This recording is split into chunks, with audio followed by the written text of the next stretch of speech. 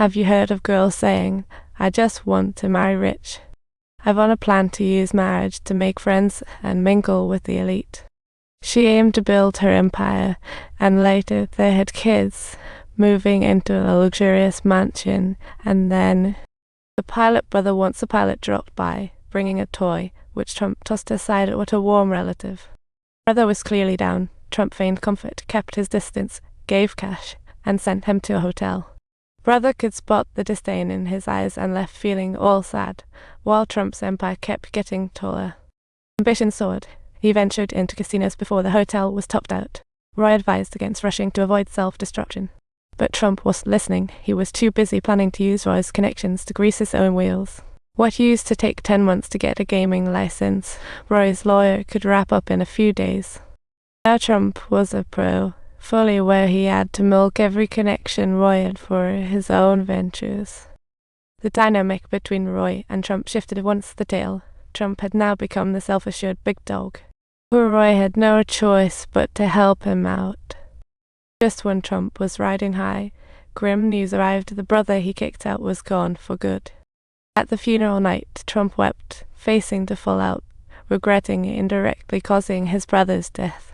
In that moment, he learned the survival rules of the concrete jungle, hardening his heart, and finally completed Trump Tower.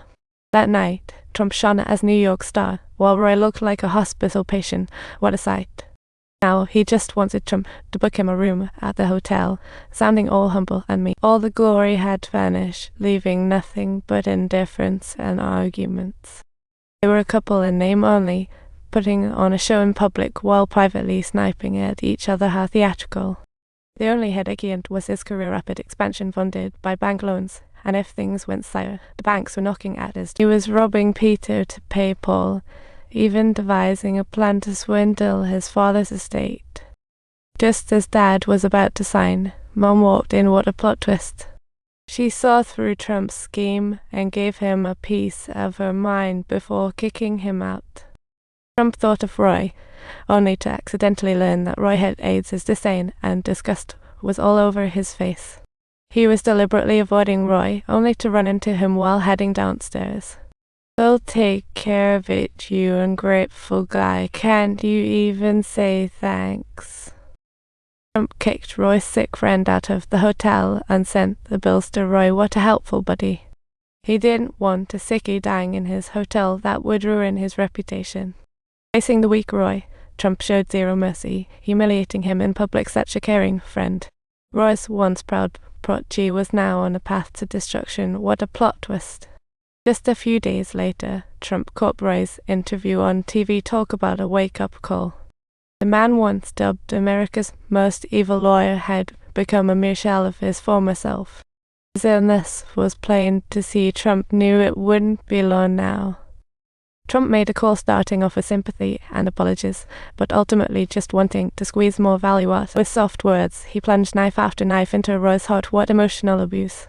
Subtitles. I missed you. How truly satisfying. Yeah, you're the one who cares the most about me. What a character. Listen, I've got this awesome house like it. Want me to take you to the ocean? At the villa, Trump pushed Roy in his wheelchair, grinning like the sun. Roy had already sorted out the bank debts for him. What a good friend. Facing his mentor, Trump pretended to be all supportive while secretly planning to milk him dry. Roy still believed Trump was grateful, but everything was falling apart.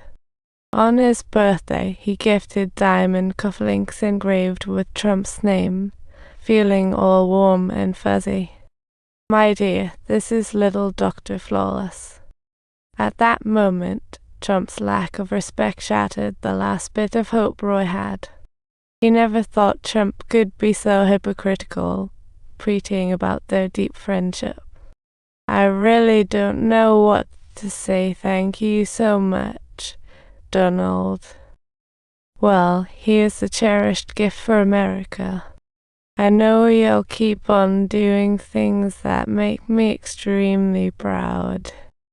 Not done yet. What about my life? Let's hope not. Today's cake is just set ablaze, a real hot mess. Roy knew all was over, had go to bed. If you enjoyed this video, don't forget to like and subscribe.